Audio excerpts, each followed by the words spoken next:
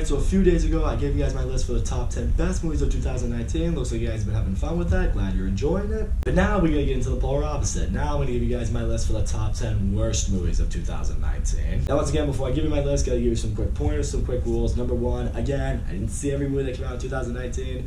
But here I don't apologize for anything. Because very rarely will I intentionally spend my hard-earned money to go see a shitty movie unless I feel I need to see a shitty movie. So yeah, with that being said, this list might be a little different than a lot of other people's top 10 worst lists have been. I mean, for them, they probably saw a lot more movies, a lot more shitty movies. Me, I didn't see too many shitty movies because I didn't go out of my way to do that. So this list will probably be interesting and unique for some of you. And in a way that does lead into my other point. If you liked any of the movies that are on this list, if you enjoyed any of the movies on this list, that's fine. I'm not saying you have to agree with me. I'm not saying that my opinion is the end-all, be-all answer for this. If you love these movies, totally cool. I'm just speaking for myself here. These were the movies that I really did not like. So with that, let's continue my send-off for 2019 by talking about some shit. Starting off this list at number 10 is a movie that will probably surprise a lot of you. Would have surprised me a year ago, but it's gotta be on here. Star Wars: The Rise of Skywalker. Okay, it's very fair to say, the Disney Star Wars trilogy, it's been one of the more polarizing film series in probably history. It completely split fans down the middle, and I will say for me, the first two Star Wars movies in the Disney trilogy, I really enjoyed. This one though, if I'm being honest, I thought sucked. Bringing back the Emperor, I don't think really did anything for the story. They didn't bring an explanation to it. I didn't like what they did with Kylo Ren's character. I didn't like how OP they made Rey. Finn's character was completely wasted away in this movie. He has no story arc whatsoever, which is so disappointing because I thought here they really could have done something with his character. That's kind of the worst part. It's like when I was watching this movie, I really did see where they could have made it a great movie and a great conclusion to this trilogy, but really when you watch it, it's too obsessed with giving fans a nostalgia that reminds them why they love Star Wars. I think along the way, they forgot to make a real movie out of it. And thus we get a very disappointing conclusion to a once promising trilogy. Number 9 was another major disappointment of the year for me, Godzilla King of the Monsters. The first Godzilla was also a very polarizing movie, but again, I was on the side of people who loved it. This movie though, nope. If you hated the human element of the first Godzilla, it is 10 times worse in this movie. There's not a single human character that you can get behind. The ones that are in this movie make dumb, incomprehensibly stupid shit that just ruins it for everybody, nearly ends mankind for no real logical reason whatsoever. The fight scenes, namely between Godzilla and King Ghidorah, they are pretty cool, they are enjoyable, but they don't have the same magnitude that they had in the first Godzilla. And truthfully, after doing a lot of thinking about the way this movie ends, I feel like it's completely setting up for what the plot of Kong vs. Godzilla is going to be, and that's really what worries me because if it is, it's not going to be good. Once upon a time, I would have been really excited for that movie. Now after this, and the way the MonsterVerse has gone, not as much. Okay, now we're going to get into some movies that have been follow-up to franchises that probably shouldn't have been continued. And let's start with Angel Has Fallen. Olympus Has Fallen, when that came out in, I believe, 2013, was one of the biggest surprises of the year. Everyone was like, holy shit, I can't believe that didn't suck. And then I watched this movie and I'm like, I can't believe they're still going with this fucking franchise. Gerard Butler, he only does what he needs to do in this movie. He doesn't really look like he's giving it his all. He knows he's just going to get a paycheck out of these movies. He's clearly just phoning it in. I never got behind the relationship between him and his father, him and his wife, really his role in the CIA in general, his relationship with Morgan Freeman. The action wasn't all that much fun. The thrills didn't give me any thrills. I mean, this movie wasn't fun. If you want to keep making movies in an action franchise, that's fun, but you gotta make sure the audience has a good time with them. I did it all with this movie. Speaking of movies that I should have had fun with but had no fun with at all, Men in Black International. Tessa Thompson and Chris Hemsworth, I appreciated their chemistry in this movie, but it's nowhere near as good as Will Smith and Tommy Lee Jones. It just, in the end, it still made me miss them. The movie doesn't have the comedy that hits home the way the other Men in Black movies did. It doesn't have the fun action that we're used to seeing in the old Men in Black movies. The villain aspect of this movie is so terrible. It's so weak. I didn't even know who these characters were. You look at the previous Men in Black movies, they all had a real villain. They all had a story arc to their villain. I didn't even know what these things were. After walking out of this movie, it just made me wish I had a real mind eraser that could make me completely forget about this movie and just remember the original Men in Black movies for what they were worth. It would make me feel better about this franchise and about myself.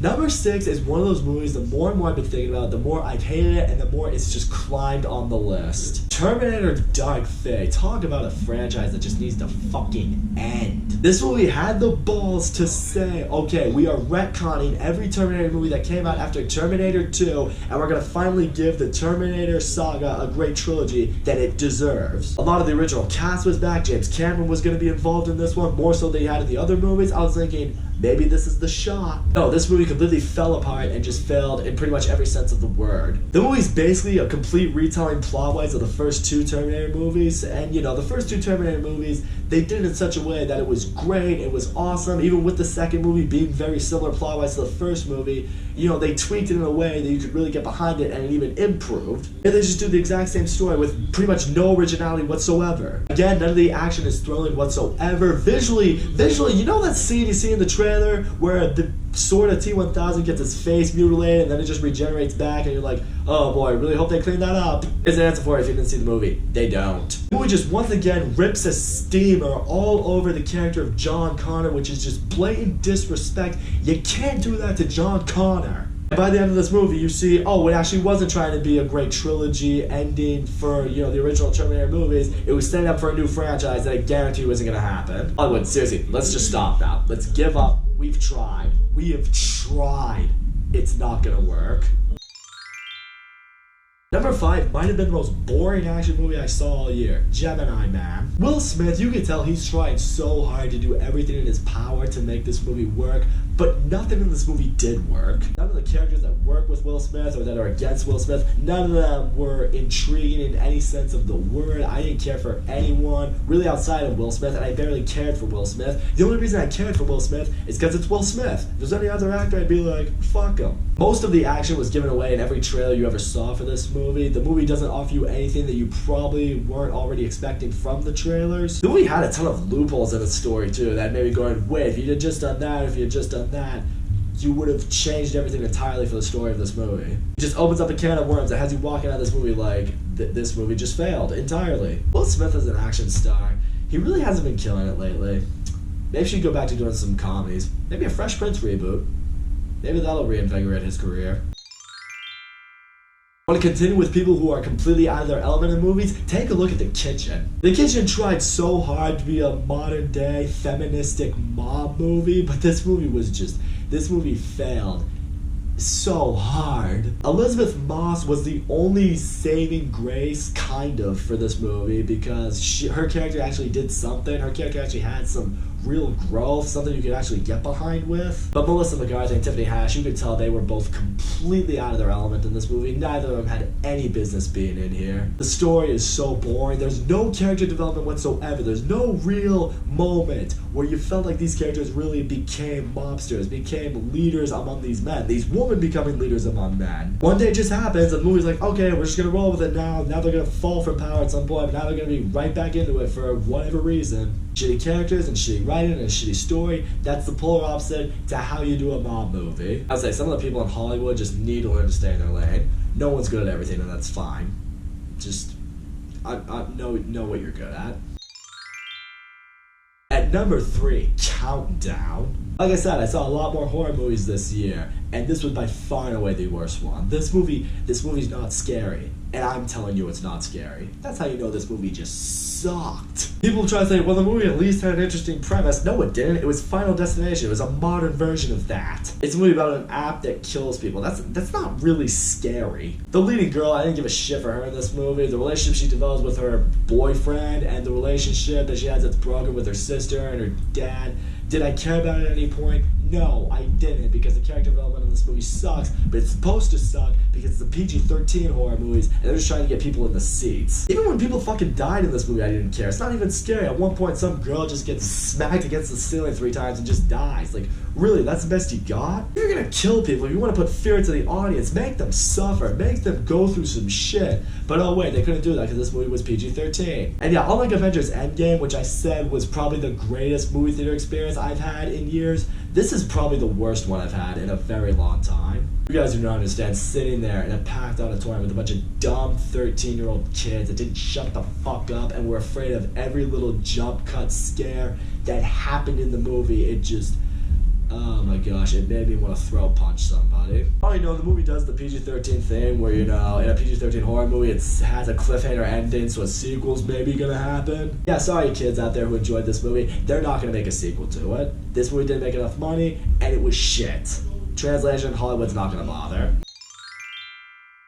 Yeah, guys, just like how the top 2 best movies of 2019 were comic book movies, the top 2 worst movies of this year, also comic book movies. And at number 2, we have Hellboy. Hellboy was just fucking stupid. David Harbour was the right choice to play Hellboy. I still believe that. I still believe if they had the right director and crew behind it, David Harbour as Hellboy could be a great movie. But then again, Ryan Reynolds was always the right choice to play Deadpool, and, well, how did X-Men Origins Wolverine turn out? Pretty shitty, right? Yep, and so did this fuckfest. The movie does a really horrible job at exploring on the lore that is Hellboy. I mean, this is a movie that explores on the underworld and just, like the apocalyptic world. This could have been awesome. They completely wasted all that away. Hellboy's crew, they completely wasted those people away. The movie also does a really douchebaggery thing where it teases you with a lot of things that could be really cool, really awesome, really just fun and exciting that starts to give you some faith in the movie. And then the movie just backs away from it all entirely. You're just like,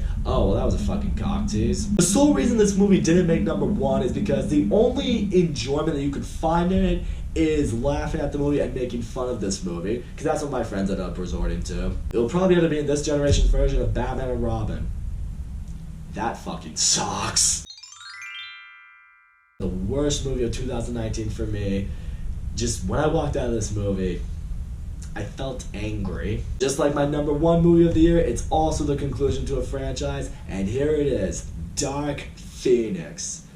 Oh my god. Whereas Avengers Endgame is exactly how you conclude a superhero franchise, Dark Phoenix is the polar opposite. This is how you don't do it. There is not a single actor in this movie that gave a flying fuck to be in here. Everyone is burnt out. Everyone was clearly over it. They're only here because the contract said they had to be here. The story with Jean apparently inheriting the Dark Phoenix completely goes against everything that was set up from Apocalypse. Jessica Chastain and her friends as the villains of this movie, what were these things? They have no backstory, no background. You don't know why they're going after the Phoenix. They literally show up and then nothing else happens with them. If people want to shut on MCU villains all they want, these villains, 10 times worse. At several points in the movie just goes against what we know and love about each character. You know, Charles Xavier, Magneto. And as this movie wraps up, it completely goes against things that were already established in previous X-Men movies. It's like, hold on, Days of Future Past was supposed to retcon the previous X-Men movies. Why are you not trying to retcon everything?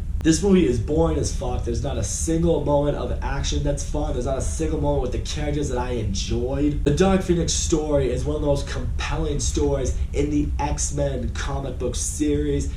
It's not that hard to make this a great movie, guys. It's really not. But no, I can actually say this was even worse than the X-Men The Last Stand attempt was from years ago. Like, how have we come to that? They decided to let a longtime screenwriter direct this movie in his directorial debut. What did you think was gonna happen? Seriously. What I'm starting to think is, as this movie went into production, Fox was eventually getting bought out by Disney, and they were just like, alright, Disney's eventually just gonna relaunch the X-Men franchise, so, you know, we don't really have to give a shit with this one. That's just what bothers me right there. It's a complete lack of passion. It's like, okay, yeah, you're giving the X-Men to Disney, but at least close out your franchise like you cared about it, like it meant something to you. But no, they gave us this, which was just a punch in the face to every X-Men fan, every superhero fan. I fucking hate this movie. I hate this movie so much. Once upon a time, Disney had to win me back over with Star Wars. Now it's gonna have to do the same with X-Men. Good luck to you, Disney. Maybe this will be a franchise that won't be so polarizing for you. So there it is, you guys. That is my list for the top 10 worst movies of 2019. Always feels good to let off some steam. Now it's over to you guys. Don't forget to leave a comment. Let me know what your thoughts are on my top 10 worst of the year list, and also what were the movies that you hated this year. Whether you have 5, 10, 20, you hated everything because you're a pessimist, I don't care. Tell me about it. I want to hear it. And also, don't forget to leave a like and subscribe, and I'll see you all next time.